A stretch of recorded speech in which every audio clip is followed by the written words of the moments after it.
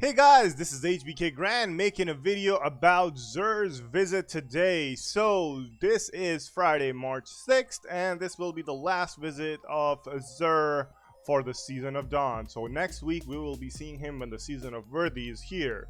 So today he's actually in the Watcher's Grave area in the ship on Nasus. So once you're here where the chest area is on the ship, you should be able to spot him right away.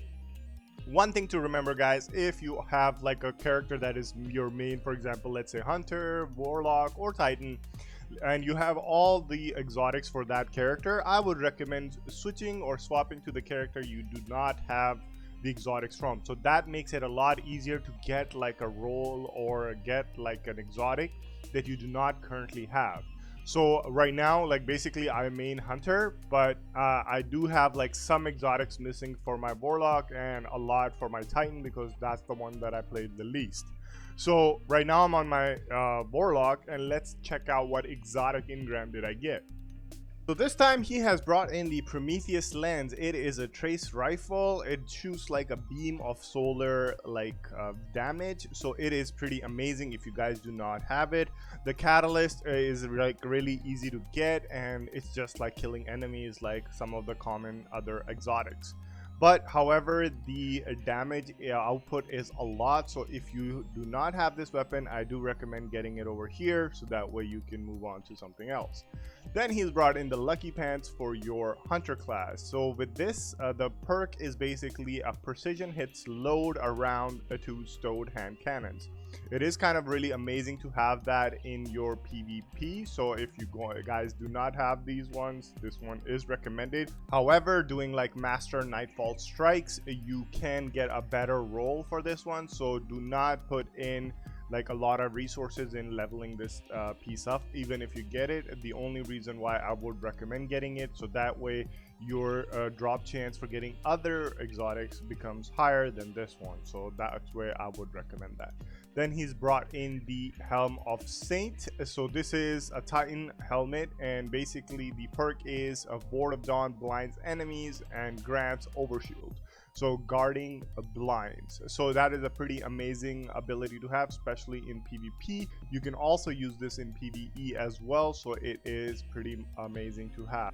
And lastly, for the exotic pieces, the Boarlock Helmet Apotheosis Veil. So the perk is basically ability energy on super cast.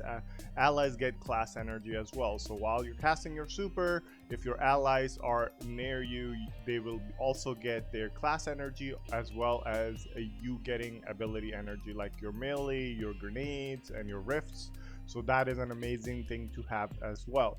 Again, all of the rolls will not be as good, so doing like Nightfall strikes would be the best way to getting it, especially the master one.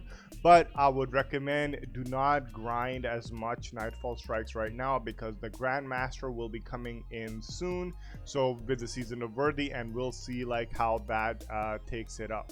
So secondly, there is 5 of Swords. So these are like the challenge cards, modifiers you could use on your strikes to get like better points. So you can go into the destination menu, and if you go into Vanguard, this section over here will classify those 5 of cards.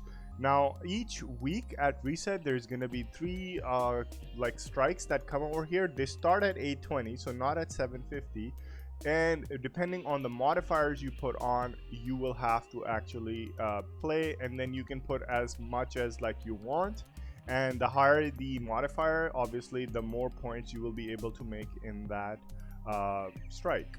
And then lastly, it is the Invitation of the Nine. So this is actually a lore for the Drifter and the Oracle. So once you complete the given tasks for this one, each week there's a new step for this.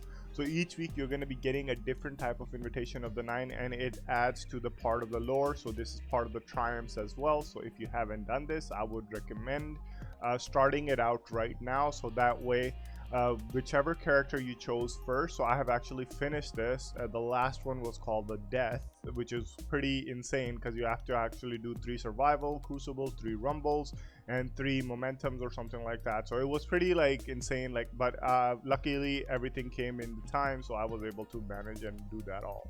So you have to do those things in order to complete, and there's a lot of challenges for this one. Plus you get chests and you get lore for the triumph, so it's kind of like a win-win situation. So that is pretty much it for what he has brought in. If you guys have any questions or comments, you can leave it in the comment section below. I'll be happy to answer. There's a lot of videos coming up soon, and there will be a lot of videos about the season of Worthy. There's like so much stuff going on. So make sure to hit that like button and subscribe, guys. This is HBK Grand taking off for the day. Have a great one, guys. Take it easy.